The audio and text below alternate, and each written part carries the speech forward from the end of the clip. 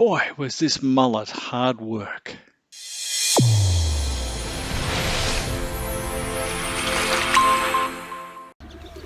Hi, it's Wayne from howtofish.com.au, and naturally wearing a mask because we're in the COVID safe period where we're locked down and we've got to have our personal protection.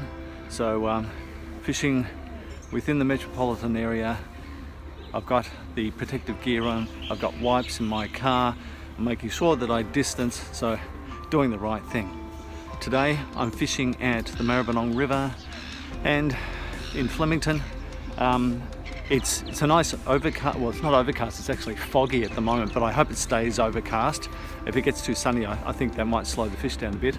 Unfortunately, I'm at the top of the tide now as I've arrived, and it's going to come down, so the fishing won't be quite as good. Could be a fairly tough day today, so I've got one very light rod with my survival pack gear, you know, it's the light line, very small trace, small hook, fine trace. The trace is a pre-stretched, very fine line, so it looks very natural in the water.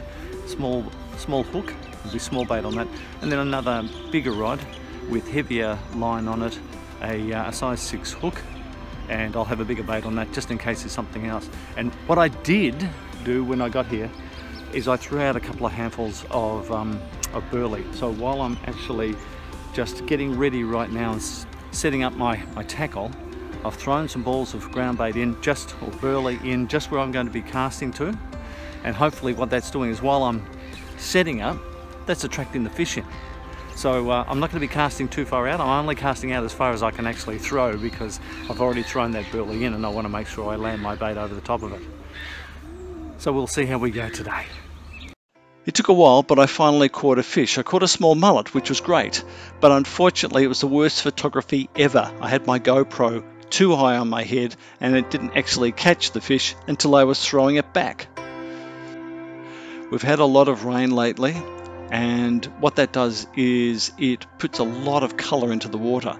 The water I was fishing in today was so coloured that the fish are unlikely to be able to locate food or prey by sight. They're going to have to rely on other senses like their lateral line and like smell, their sense of smell to locate their food. And those times are when you have to have something stronger in your bait. Either it has to be moving or it has to have a strong enough smell that they can actually locate it in that water. It's times like this that you need to use additives and scents. That's why I was using my spicy chicken today, because the oils in that are something that can be picked up by the fish in the water. It's something that drifts downstream and attracts those fish in. Recently I developed my spice rack, which is made up of different scents and additives that you can put into your bait or into your burley. Today I was using the fish magnet, but I've also got aniseed extract and feeding frenzy, which are just scented extracts that attract fish. I squirt them into separate Ziploc bags like this, and I can dip my bait into them. I keep a container which I can put all 3 of the plastic bags into, and that way I'm able to dip my bait into any one of them as I see fit and use the one that works on the day. Now, the fish were hard to come by on this day. They were few and far between. Casting the same spot, getting the burley in there, but they didn't seem to want to take up the bait.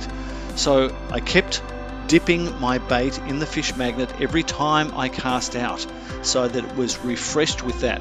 I was putting burley out probably about every 5 to 6 minutes. It eventually got the fish coming, and although they were hard to hook, I managed to get this brim. I was just satisfied because I got the fish, although it's a bit hard to see here, but you can see little brim, great to catch on the day.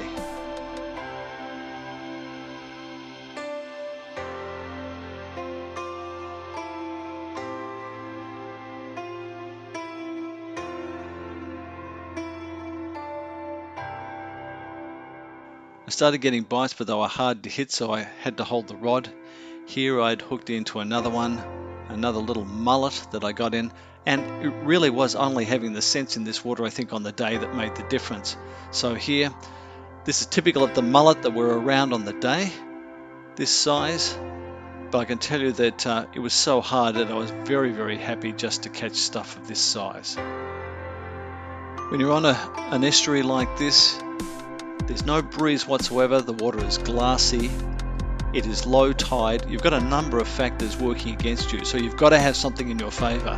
So just trying burley, trying additives to your baits, trying different baits is the thing to do to catch those fish. Well, if you've enjoyed this video, please give us a thumbs up and subscribe if you want to get the videos as soon as they come out. And if you're interested in any of the gear and tactics I've used, go to my website, howtofish.com.au. See you next time.